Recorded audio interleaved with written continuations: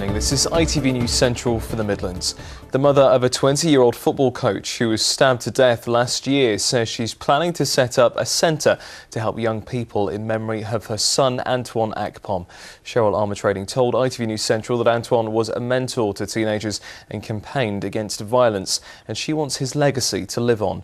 Rajiv Popat reports. Blessed be the God and Father of our Lord Jesus Christ, who has blessed all of us with the gift of this earthly life and gave to us our brother Antoine. The parents of Antoine Akpom were joined by family and friends this afternoon for special prayers close to the scene where he was killed. A memorial plaque was laid in his memory. The 20-year-old was stabbed to death on Kent Street in Leicester just over a year ago. I chose today because it was the day that we buried him. When people walk past the street and they hear the story of Antoine, they will know, we have a responsibility to protect each other within our community. Hussein was convicted of murder and sentenced to 22 years in prison. Antoine Akpom's mother says she's still struggling to come to terms with his death, but is trying to remain positive. Next week, Miss Armour-Trading is launching a foundation called AAA for Success to help youngsters realise their dreams. Antoine set up his business to help people to challenge behaviours through sports, and he also used dance movements. Antoine believes a lot in self-employment and job creation, and that's what we're going to encourage, and also helping them to elevate into a better position so they can have a better future. I have had a lot of positive feedback about what Antoine's done, how it's had an impact on people's lives. So we wanted to carry that on to uphold his legacy. Antoine was born with a purpose, lived to inspire and strive for success.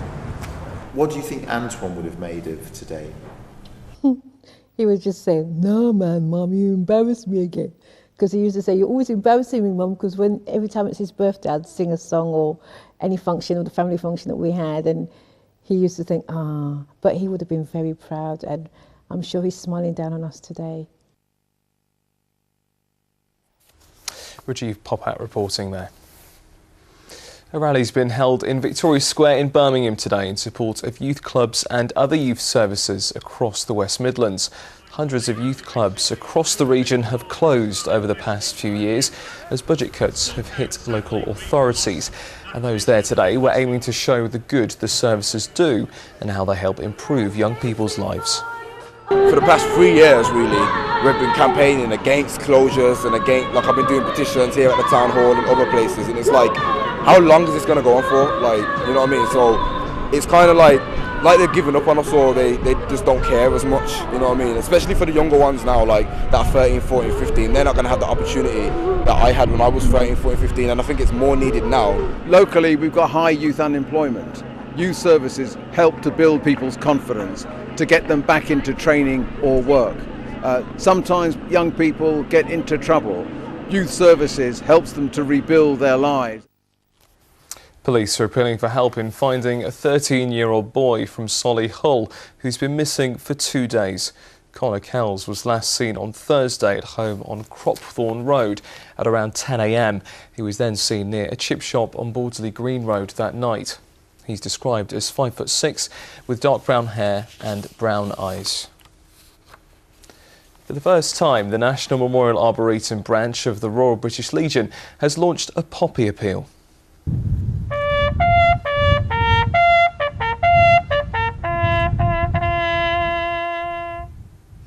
A special service this morning saw contributions from 2 choirs and music from the wartime years. A field of remembrance was also dedicated, similar to the one near Westminster Abbey, giving an opportunity for anyone to plant a poppy cross in remembrance of those who've lost their lives in battle since the First World War. I laid it primarily in remembrance of my husband Ian Boldy, who was killed in the Falklands on the 21st of May 1982 on HMS Argonaut, but for all of those who've lost their lives in wars and conflicts. It's so important because we are free because of their sacrifice, and there is no charge for freedom, but there is a price, and we must always remember that. I think it's important that people just remember not just the military, because of this place and what it is about. It's police, fire, ambulance, lifeboatmen. Everybody who has given service to the country is remembered here, and it's important that they are remembered as well. On to sport now, and it's time to take a look at this afternoon's football results. In the Premier League, Stoke City lost 1-0 away at Southampton. West Brom, meanwhile, drew 2-2 at home to Crystal Palace. In the Championship, Birmingham City endured a bad afternoon, losing 8-0 at home to Bournemouth. Wolves won 2-1 away at Leeds United. Derby County lost 2-1 at home to Wigan. In League One, Coventry City won 3-2 at home to Peterborough United. Port Vale took a 3-0 win at home to Leyton Orient, and Walsall won by a goal to 0 at home to Chesterfield.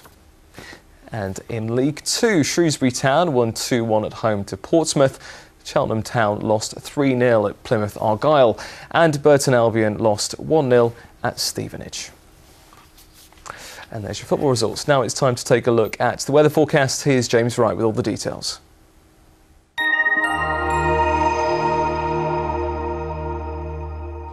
Hi there, good evening. Lots of cloud around today, but at least with a bit of a breeze, some of that cloud got chopped up, so you might have seen a little bit of brightness. Looks as though there will be a bit of cloud around tomorrow, but hopefully a little bit more sunshine on offer too. A lot of cloud around overnight. It continues to spill in from the southwest. It's bringing a lot of moisture with it, so every so often we do see a little bit of rain, but it's really very light and patchy and generally restricted to higher ground, so most likely to be seen up on the Peak District, but not exclusively, and that cloud is going to stop it from getting to chilly lows of around 9 Celsius, most of us remaining in double figures. Tomorrow then, lots of cloud around, hopefully a bit more brightness early on compared to today. Yes, we do continue to see that little feed that brings just a little bit of dampness in from Wales from time to time, but hopefully that should dry out into the afternoon, and whilst there will be big clumps of cloud drifting around, hopefully a bit more in the way of brightness, and that's also helped by the fact that the breeze does pick up a little bit into the afternoon. That will take the edge off the feel of temperatures, but if you can stay in the brighter spells, 14 Celsius, it's about right for the time of year. And looking ahead to the next few days, more cloud around on Monday. Then we've got what's left of a front drifting down across us on Tuesday. Could see some slightly heavier bursts up on higher ground, but really shouldn't cause us too many problems. And you'll notice that temperatures do dip away after that rain pushes through. Bye-bye.